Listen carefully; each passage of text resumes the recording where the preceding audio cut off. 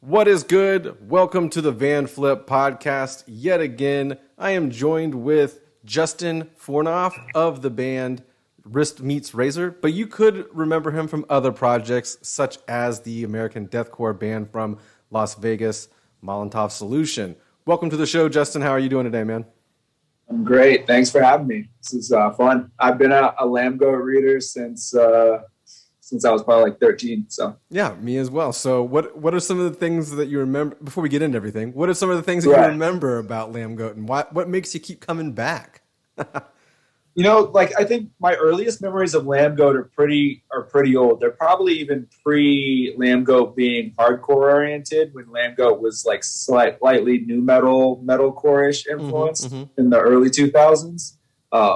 So my earliest ones are comparing that with the PRP and stuff like that, where there was a bunch of music news, but it wasn't all super metalcore, hardcore oriented. And then as I got more into stuff like that, it kind of grew with me. So I, naturally never really stopped reading because it always followed my interests. So it's very relevant. I like that. No, yeah, the same with you. I came from the nu metal kind of era. That's where I kind of started breaking my teeth onto underground music for the most part. And then I found the PRP, and again, Lambgoat was tied into that directly because they were basically the only two kind of websites that were catering to that kind of those genres. So it has been interesting to see how both websites or both outlets have gone a separate direction over the course of the last 20 plus years or whatever. But right. Nu metal is still taken care of on a plethora of other platforms these days. Right. So if you want to know more about mainstream rock and nu metal, it's out there. But I have to say Lambgoat has kind of kept, at least to the metalcore and metal audiences. Right. We could do a little bit more on hardcore probably, but we have a vein. Yeah.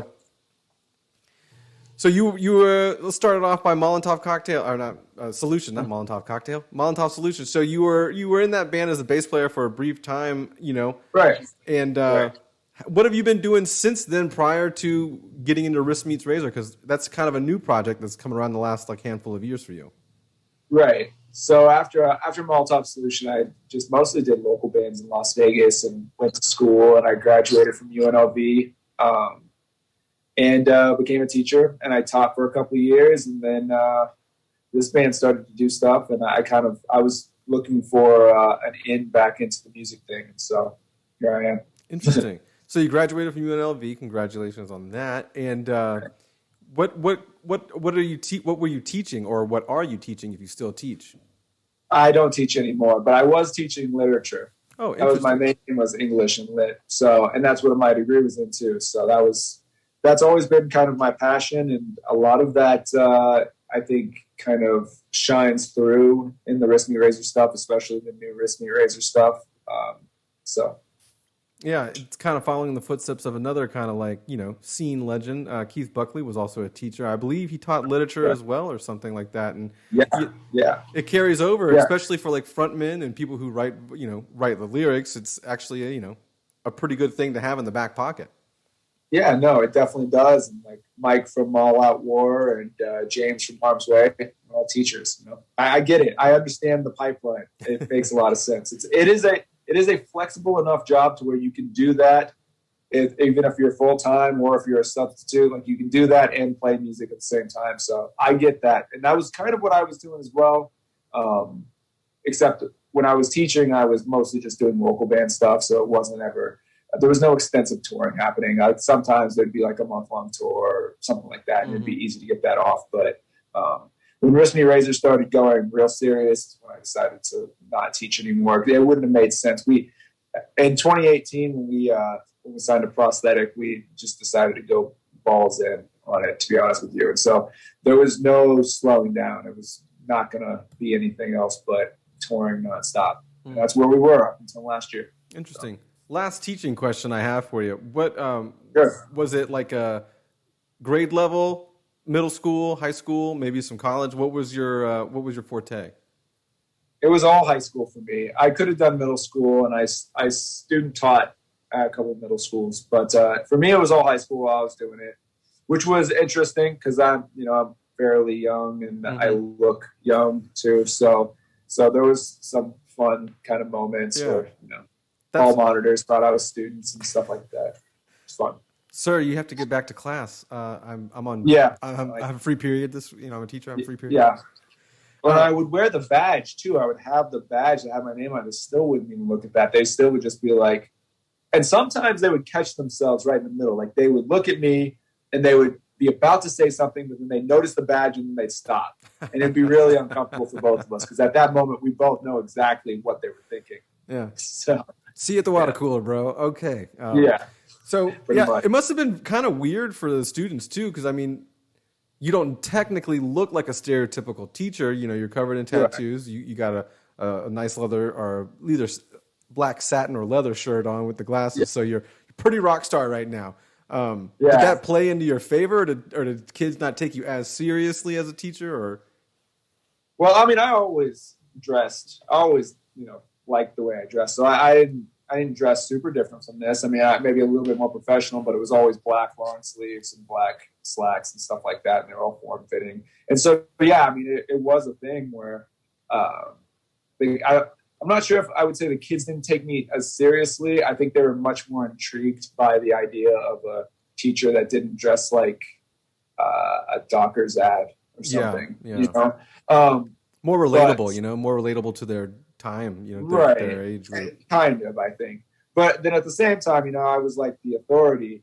So there was that element to it. And as far as that goes, I'm not like an authoritarian. I don't try to like push some kind of rules on kids, or I'm not trying to like bust people for chewing gum or something like, that's not me.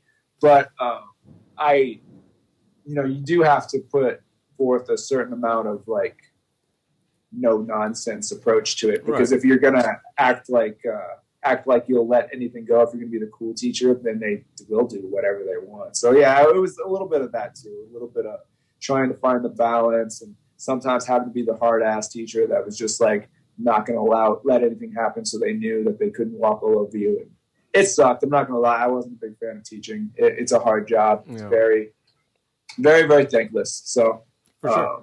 I was kind of thankful to move on. Cool. Well, you can't always summon your cool Mr. What is it? Mr. Feeney? Fornof. Who's the guy from Boy Meets World, the teacher? Feeney. Oh, Mr. Feeney. You can't channel your cool yeah. Mr. Feeney all the time. But so okay, skipping off of school stuff, let's talk about how Wristmeetrazor Wristmeetrazor kind of got started. You started it as a solo project. Did I do my research correctly? And now you're kind of like a full band. So I just kind of want to go through the motions as far as like how it all began. Yeah, we did. We started as a solo project for our guitar player. He put it out on Bandcamp and made a post about it. And then I saw the post about it. It really was all super mysterious. There wasn't any names attached to it. It was supposed to be a very kind of DIY bedroom screamo project, and we did it. And and to be fair, it wasn't intentionally supposed to be a screamo project. Like, it didn't have like a title attached to it as far as like what the genre needed to be or what it was. It was just a cool kind of thing. It took influence from screamo, and that's kind of what we figured a lot of the fan base would be in the beginning, and it was. But it was never really supposed to be pigeonholed as one thing. And when I talked to him about it, we had a bunch of different influences for stuff we wanted to do. And so right after that, we decided to start working on stuff, and we did the first 2 EPs, and the rest is really history after that. Yeah. You guys have kind of added some permanent musicians as you've kind of gone along the way, and where you're standing at now, you kind of have like what seems to be like as most a complete band as you could possibly have. You have like 4 members.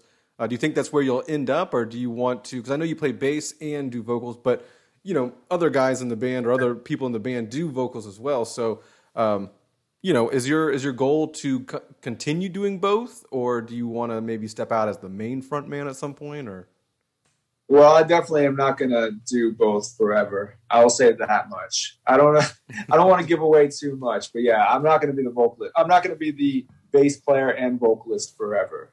But yeah, no, we're very happy with the how the band's progressed, and the members that we have, and everyone has a very integral part in what we are and what we do, and they everyone contributes a lot. So it's very much a joint effort in what WristMeetRazor is. That's awesome. And how did you guys all connect? Because are you all in this? I know you don't all live in the same city, but do you and the guitar player you just mentioned, do you at least live in the same proximity to where you kind of can get together, or how did you find this post about the band, on the internet? We don't live anywhere near each other, actually. I met him through other bands, not even Molotov Solution, post that, where I was, doing other bands, trying to get artwork and stuff like that. And he did artwork, and we became friends based on that. And then after that, it was like a thing where I just would follow up on the bands he was doing, and his band had broken up, and my band at that time had broken up. And so we were both just like, well, we have nothing else going on. And he posted the WristMeetRazor demo, and it was something that I thought was really, really unique and cool. And the name I thought really stuck out as something that is an attention grabber in a way that like I hadn't really seen before. So I was very interested in doing the project, and it just kind of stuck with that. But no, we don't live anywhere near each other, actually. He lives on the complete opposite coast. I live in Las Vegas. He lives in Virginia. So it's been a very interesting kind of play by correspondence as far as pre-pros, lyrics, and all that stuff goes. I mean, now we're at the point where we fly out to each other whenever we need to do stuff. But at that time, I mean, that wasn't really the case. And I had never met him before either at that time either. So. Oh, wow.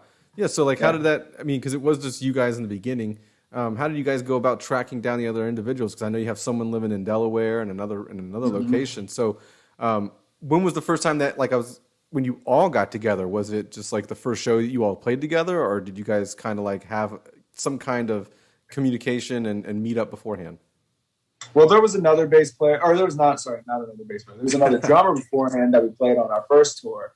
And when we went to that, our very, very first kind of run of shows that included a fest, when we did that, I had never met them before. We just kind of planned it out, practiced at home, and then showed up and learned all our songs and then did it.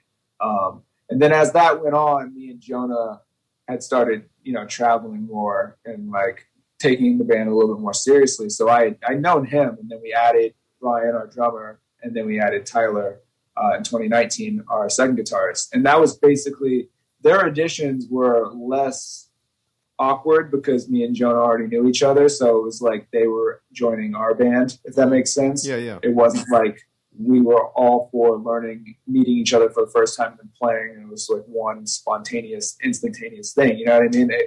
That wasn't necessarily the case. But yeah, there was a process involved, especially with getting new people on board. Yeah. And where did the idea come from to have multiple vocalists on board? Was it just something that you kind of wanted to have a range and dynamic to those songs with the lyrics and such? Or is that something you kind of always thought even when you and Jonah were just doing the project? We always wanted to have multiple vocalists. I think the plan was always that at least him and I would do vocals. And then we ended up, when we added Brian to the band, he had been a vocalist in other bands. And so it was I think it's an interesting thing to have a band where everyone does vocals. It's also a very screamo thing. That's a thing that has been deeply inbred and ingrained in the screamo scene as a characteristic of the genre. It's what the genre is. It's usually a lot of different vocalists. Everyone's playing instruments at the same time. So it made sense on that level too. We thought it was cool.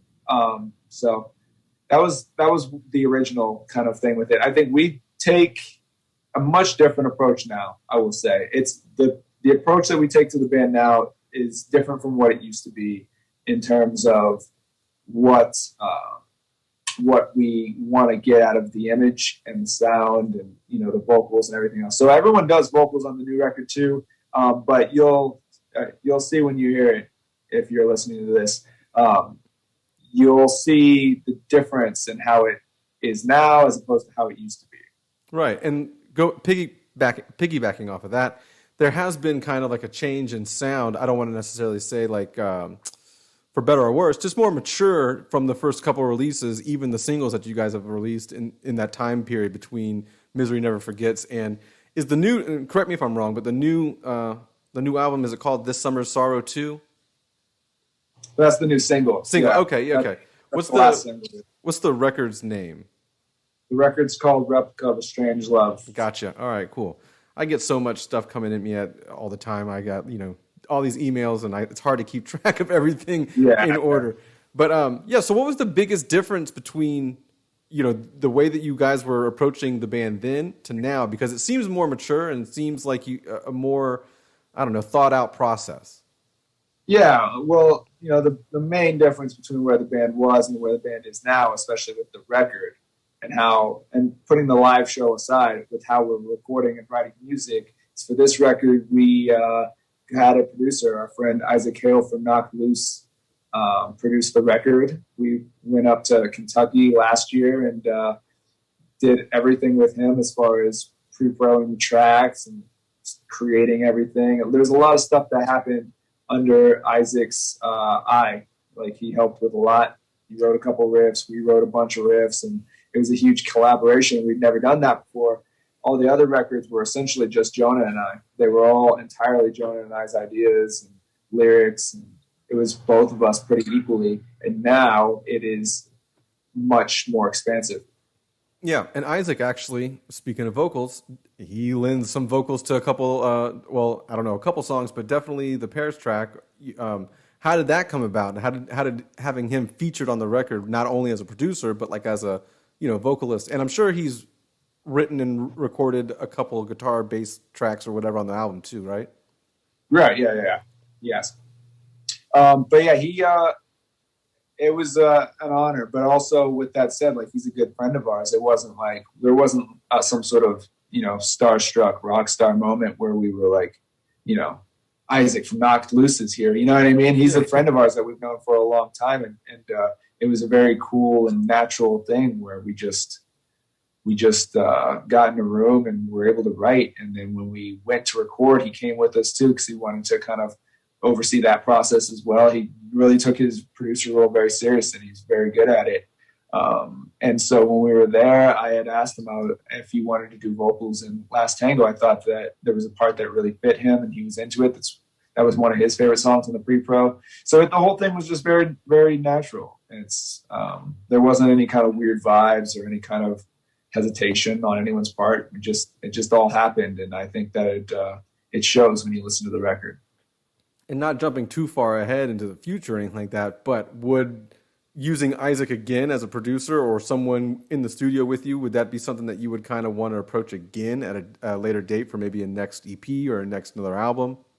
Yeah, as long as there's another Wristmeetrazor album, that we will always work with other people in order to produce it, because I think that that's an important factor actually into writing music in general. I think when you're in your little insular group with your bandmates and you're kind of coming up with your own ideas, you don't see anything outside of that one tiny perspective, and that perspective is hard to grow because me and my bandmates all like similar stuff. So we're not going to really, if we keep putting out the records that only we can kind of see and only we can put a scope on, it's not going to be as good as if we bring in someone that we really respect as a musician to help with that. And I can't speak with any kind of certainty, but we liked working with Isaac a lot. So hopefully that's something that will happen more in the future, for sure. Yeah, and again, it's far off. You guys just literally worked with him within the last 6 to 8, 10 months or whatnot. I know you guys recorded the album prior, or at least you demoed and tracked most of the album prior to the pandemic hitting, but I know you guys finished it up within when you were able to within the summer of last year. How much of, and I hate talking about COVID and the pandemic, but how much of that played a role into the writing of this record, or did it play into, musically it was already done. So did it play a role in anything else outside of, the creation process?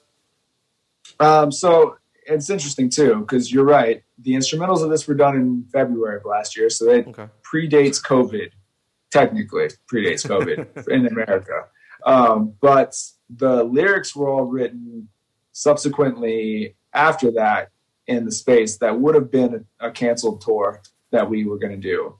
And so, yeah, they're very much influenced by COVID in interesting ways. I think the context of the event was never really given any kind of pretext or any kind of subtext at all. Mm-hmm. And we were kind of just left to make our own odds and ends of it. And a lot of what people ended up utilizing and doing in that time period is something that I felt needed commentary. And to varying extents, this record is that there are definitely tracks on this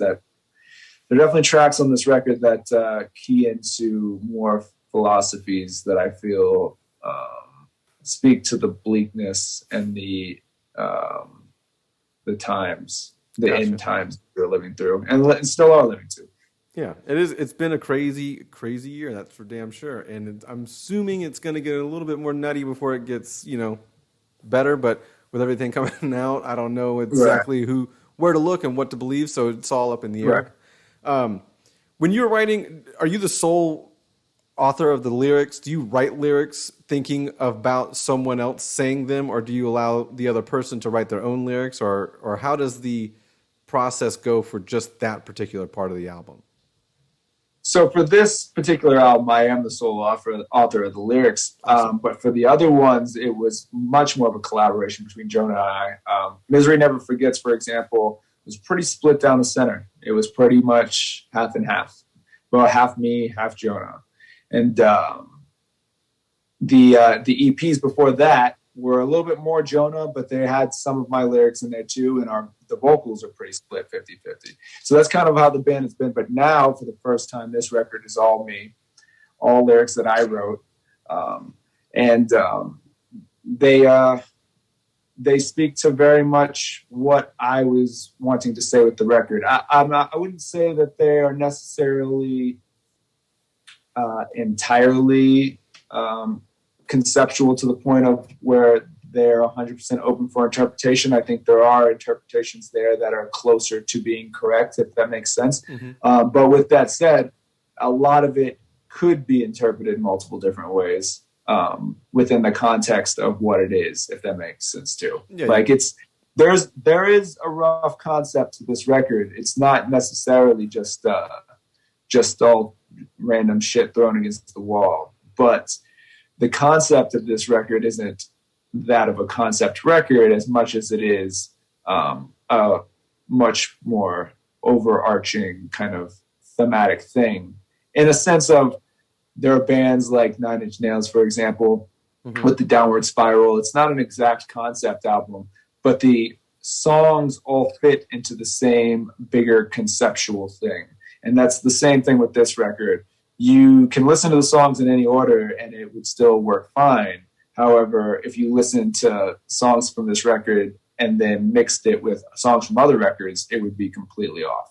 Interesting. And that comes with back what I was saying about the maturing and just finding, it sounds like you guys are just defining your roles within the outfit, as you're going. Because again, it was, 2017, 2018, you guys started the group, or the group was started, and it's only been a handful of years, and we had to basically push pause on, for a year, 16 months, for everything. So it's still relatively new and kind of, working its way out. Right. My next question is, because you were talking about concept and concept albums and stuff like that. And you already said it wasn't a concept album, but you have concepts within the writing. Do you write things that are more along the lines of a storyline, and that's why things maybe need to be listened to in a particular order? Or do you have like storyline, or just certain songs maybe, about the same storyline, but they could be on different releases? Do you have anything like that in the works? There's a little bit of that in here too. I like I said, I would never want to do that on a much larger scale. Like I would never want to write a record that has to be listened to front to back so you could kind of see what it is, and otherwise it would be all mixed up. I think that's cool. And then bands that do that, I think, are onto something by doing that. But for this band, the storylines are definitely a little bit more disjointed. For example, there's several different storylines, I think, in this record where there are certain songs that follow the same kind of thought process exactly, and there are others that don't, even if they do have the same conceptual kind of vibes going on, and they all exist underneath the same umbrella. I think the biggest thing with this record is that, as you mentioned earlier with the last single, This Summer Sorrow 2, mm-hmm. That song is a sequel to a song that we wrote on one of our EPs called This Summer Sorrow. And the whole vibe with that was to be able to continue on with a very similar theme from the past. And when we were pre-rolling that song, Isaac and our guitar player Tyler were very, very into the idea of bringing something like that back and then utilizing it for the future in a way that's cool and involved and everything like that. And I think that lyrically I wanted to match that. So in a way, that song might be the one that bridges the gaps in the best possible way between the records, even though the songs themselves are about completely different things. I think that they have a very similar spirit, and they kind of evolve from the same spirit. And as far as the rest of the record goes, I think there's some very strong philosophy kind of things. Like the philosophy, it kind of continues in certain ways throughout the record in bursts that aren't going chronologically. Like you can't just listen through 3 songs and then have them all kind of fit into the same thing. Yeah. But if you really do want to listen to the record critically, you can find a lot of those themes continuing. There's numerology and great abundance on the record. There's a lot of Nietzsche and Crowleyan philosophy that's is spread out throughout the record, but it is in very specific spots where it's referencing their philosophies as I see it, and it's analyzing myself and how I see myself and the current age and how I feel the world and humanity are kind of evolving as a response to everything going on. Yeah, like I said earlier, it's been a crazy time, and it's been even more crazier times since you were last in a signed band many years ago, 15 years ago or so. So things have definitely changed. With the new record, I'm not saying it sounds differently. Like I said, it sounds more mature, but like there are obviously some other influences that came in to the writing process. Was that because you added new members, or is it because you guys took a step out and maybe started bringing in some of your own personal influences that you kind of liked that may not necessarily be in the heavy realm of music? Like maybe some like new wave industrial type kind of vibes to it, because there's other songs on the record that have that kind of vibe to it. So I don't know if you want to elaborate on that, or if it's all just you try to cast out everything that you maybe like while writing and then just try to kind of like write your own thing. Yeah. I mean, and to answer the, like, is it adding new members? Is it, just evolving as people? I think we've always wanted to do stuff like this. Like this record is something that we had talked about when we were doing, tiny DIY tours, and how like once we get to this point, we would want to start writing stuff that was more akin to things that we thought were interesting on like the metallic hardcore side of things, that maybe had a lot more theatrics, or maybe were very, very aesthetic driven. And the fact that we got here kind of is a testament to the fact that we wanted to do stuff like this. But with that said, adding Tyler has helped a lot. Tyler is our second guitar player, and he has a lot of those influences just naturally. And so that, pushed that further. When it comes to the electronic elements of it, again, we always liked electronic music. Like it's something that if you've done a tour with us, that we consistently, that's some of the only things that we listen to when we're on drives and in the van, and that's some of our favorite music. And so this was something that we felt was necessary. And then on top of that, even is on our last record, we had a song called Come On In, the Water's Pink, which is where we dabbled with a lot of these ideas of electronic and industrial sounds and stuff like that. And so I felt like on this record, we definitely needed to evolve that idea and push it further. And then on the next one, I mean, who knows? Maybe in the next one, we'll push it even further than this. Yeah. So, I mean, you don't want to hold yourself back or anything, You don't want to pigeonhole yourself. So how did you guys link up with Prosthetic back in the day? Was it something that like a relationship that was already there? Did you have to like demo the band out to different labels, and they were one that just kind of like, wanted to get their hands on it? So we got signed to Prosthetic It's interesting, actually. We didn't reach out to them for sure. We did a tour with CU Space Cowboy and a band called Letters to Catalonia, and none of us were signed bands. This was in like 2018, and I, to the best of my knowledge, they saw one of the live shows from that one, and they reached out to us and had asked us about our interest in signing, and we had kind of talked it over and talked it out with them, and it just seemed like a very cool opportunity at the time that we would have been dumb to pass up. It's worked out well for us. I mean, they're a very accommodating record label, and they haven't been any kind of burden to us doing what we want to do. They haven't slowed us down from the more crazy aesthetic things that we do, especially considering that a lot of their bands don't do what we do. So yeah, and that's another one of my questions is you guys stand out on the roster a little bit, not necessarily like you don't belong, but it is a different kind of feel mostly on that roster. So it's good to know that they don't necessarily meddle with anything or let you do whatever you want to do. So that's cool. Yeah. Where do you think the resurgence in like screamo, like not like real screamo, because a lot of people are confused on what screamo is, but like the very emotional, very fast-paced, heavy guitar-driven types of screamo from back in the day. Where do you think that resurgence is coming from? See, can't exactly explain where I think it comes from, and it's strange because I liked screamo in the early 2000s. So for me, it was more of like a nostalgia thing to play in this band in the early days.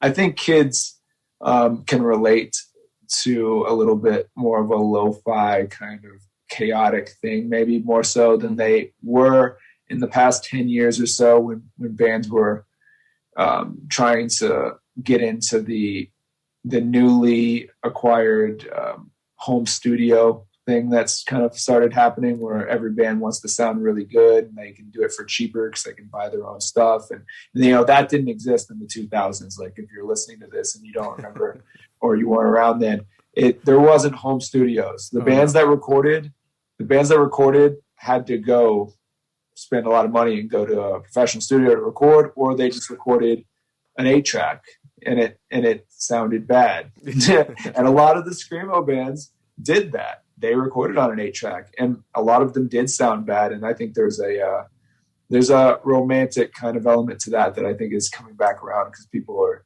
starting to, get bored of overproduced sounding stuff, for better or worse. I don't really necessarily stand on either side of that, but I could see how that would be appealing.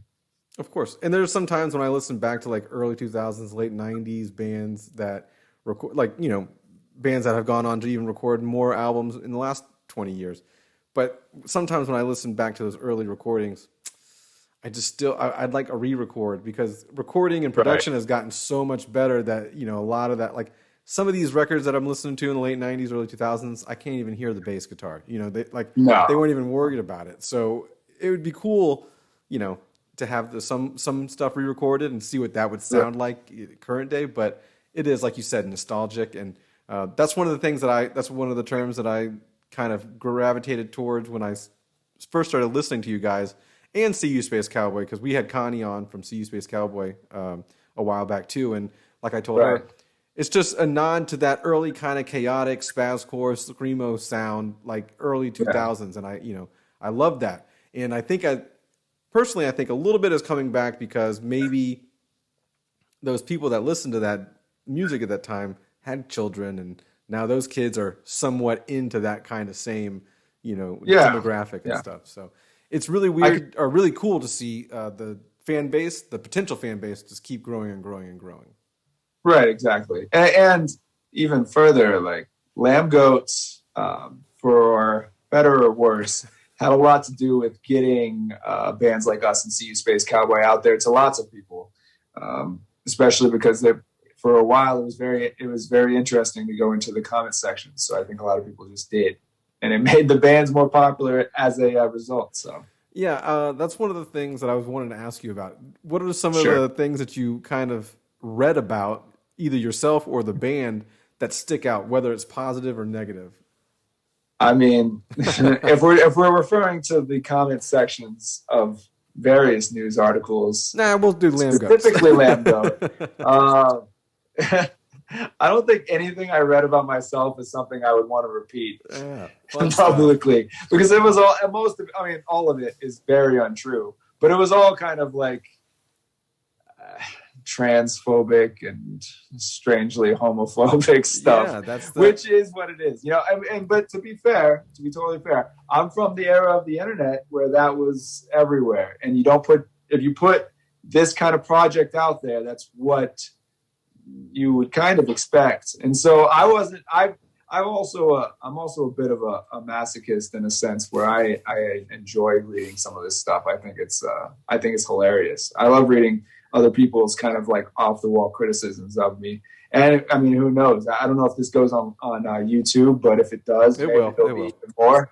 Yeah. Because there's more on our YouTube, and it happens all the time, and I think it's funny. I don't have a problem with it. And the other thing too, and I know Connie could probably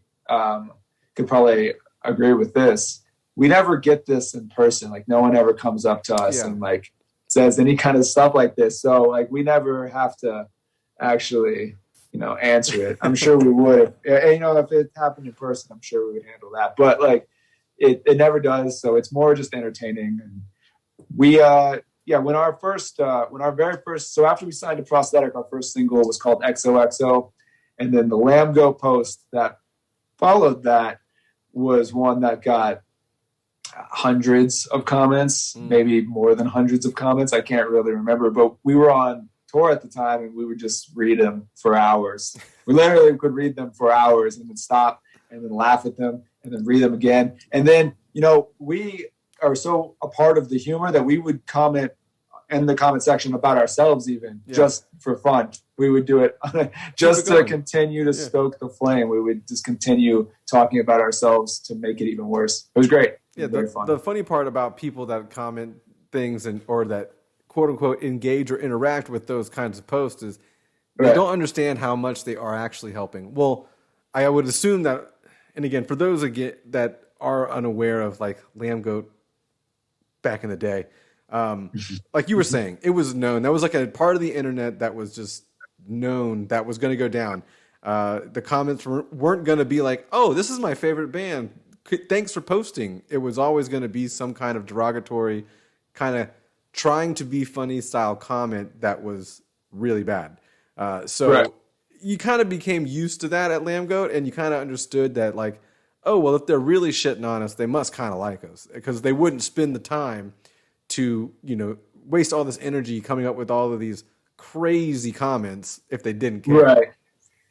It's like, methinks the lady doth protest too much kind of thing, like Shakespearean, when you go into the comment section.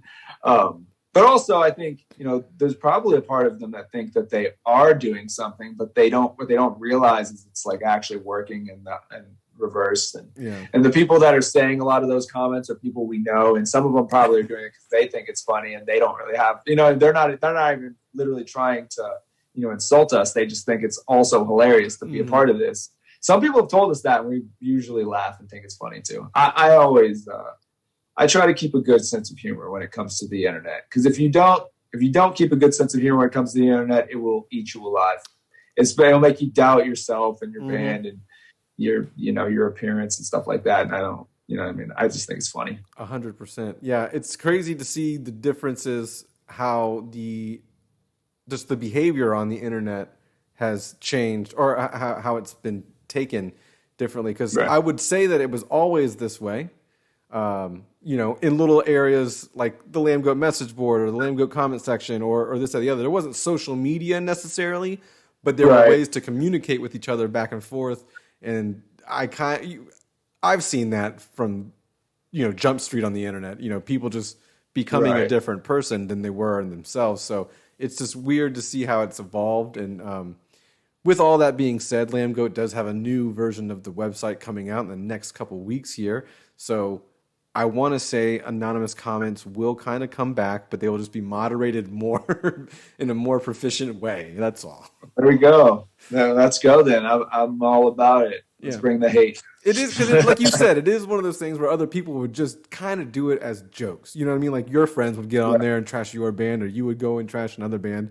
Whereas the avid or the casual reader may go into the comment section and just be like, "Oh my god, like what is going on?" They don't really understand the ecosystem that is Lambgoat, I guess. Exactly. Like the Wristmeetrazor ones, for the most part, were like that. I mean, I wouldn't recommend any of my friends who might be sensitive to certain words to go in there, but they were, for the most part, people that I don't think actively hated us. They just, thought it was funny to make fun of us. They don't really hate us. But sometimes, I will be totally fair, some of the comment sections did get pretty malicious on a level where it was clearly not friends. But in our experience, it was mostly just making fun of our appearance and stuff like that, which I don't mind. No, and I should preface that with, like, no one's defending any comments that are on the message board or the comment section. But if you were to look at it just as a new person in a new light, it does seem,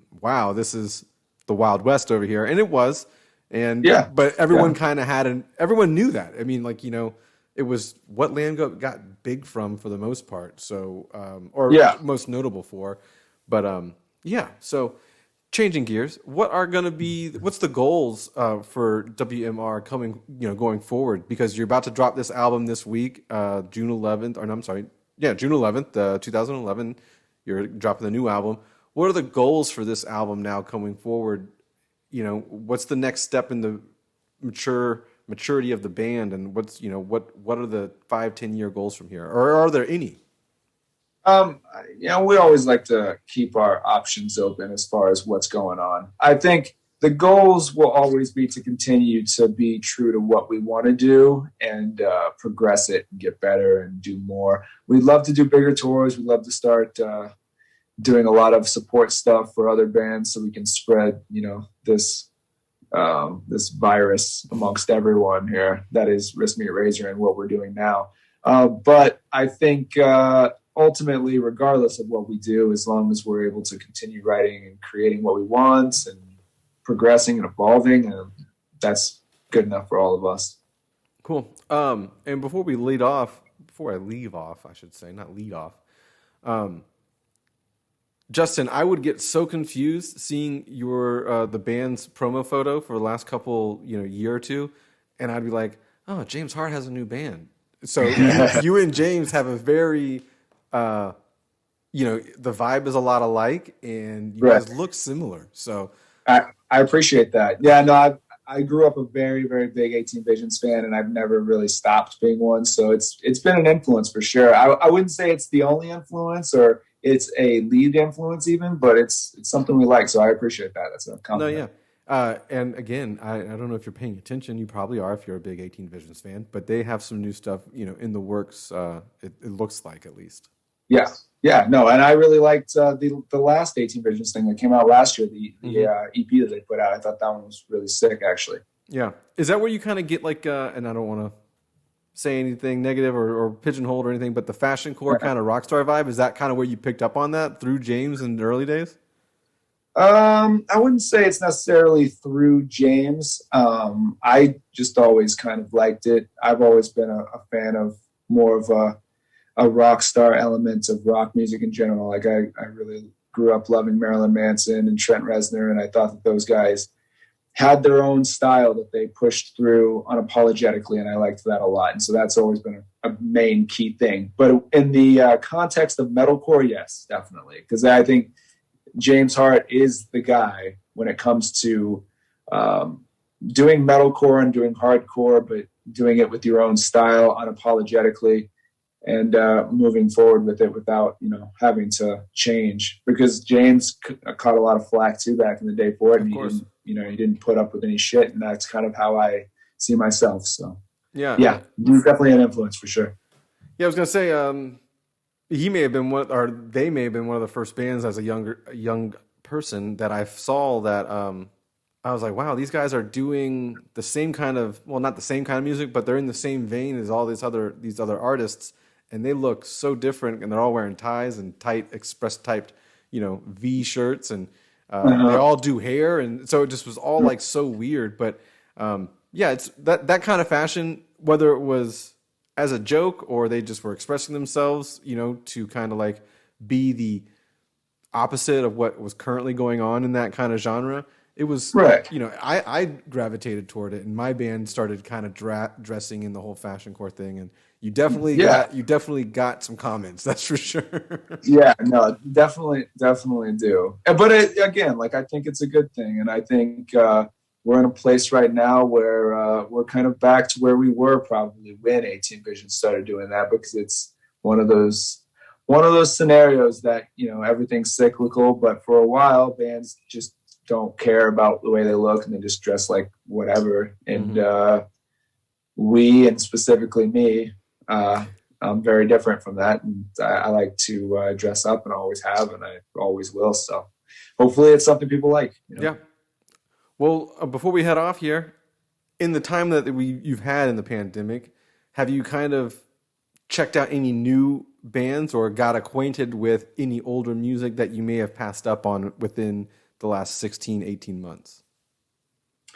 I'm not sure if I've really gotten into any new bands per se. There are a lot of bands that we've toured with that I think have done cool things during the pandemic and are going to continue doing cool things after it. Foreign Hands, which is our guitar player's other band, put out a cover of a Josh Fit for Battle song called "The Opportunist" that I thought was really sick, and that came out a couple months ago. The band Serration from Canada that we toured with put out a compilation album of all their songs, and I thought that actually came out really cool too. And lots of cool stuff coming up right now. I don't really, I'm real kind of iffy as to like the new stuff that I do kind of check out and want to like promote. I always want to promote things that I like ideally and personally love. If I love it, then I'll definitely post about it. If I think they're putting out as much work as we are, or if they're doing things that I think that are comparably cool or something that speaks to me, I will post about it. But if not, then I usually don't like to be fake. Gotcha. And the last question will end off on the new record. We'll end off on a question that involves a new record. Out of the handful of singles that you've already kind of released, which do you think that those singles are a proper full representation of the album? And sidebar question, what is your favorite song on the album coming up? So I don't think that the singles are a proper representation of the album, but only because the album is so varied that there's no way that it possibly could be. We couldn't have chosen 3 songs or 4 songs that would represent the album. It would have been impossible. So if you're listening to this now, go check out the record. It's streaming everywhere, and it's much different from the 3 songs that you've listened to if you listen to the singles. With that said, I think all of the singles uniquely touch on different aspects of the record that are present. So if you like the singles, I very much recommend you listen to the full thing. If you hate the singles, I still recommend you listen to the full thing, because it's not necessarily going to be easily pigeonholed into one of those sounds throughout. My favorite song on the record is probably Nietzsche is Dead. It's a song that I put a lot of thought into lyrically, and it involves a lot of philosophy and kind of a nihilistic kind of thrash at society in a way that I've never done before on a song, and I think it's the realest one that we have. It's my favorite one by far, for sure. And yeah. Well, that is awesome. Justin, thank you for spending the last hour with me. That was great. And check out WRISTMEETSRAZOR if you're listening to us on Spotify or Apple Music. Just kind of like, switch the app up, search the name up, and the album's been out. It's been out for a month now at this particular point. So congrats to that. I guess I'll tell you congratulations on that before it even comes out. But yeah, man, hopefully next time we have a little chat, we're in person. That's usually how these little interviews or podcasts I like to do are usually done. So with touring coming back and everything like that, hopefully we'll see each other in person soon. Absolutely. I'd love that. It's been a lot of fun. All right, man. Have a good day. Thanks. You too.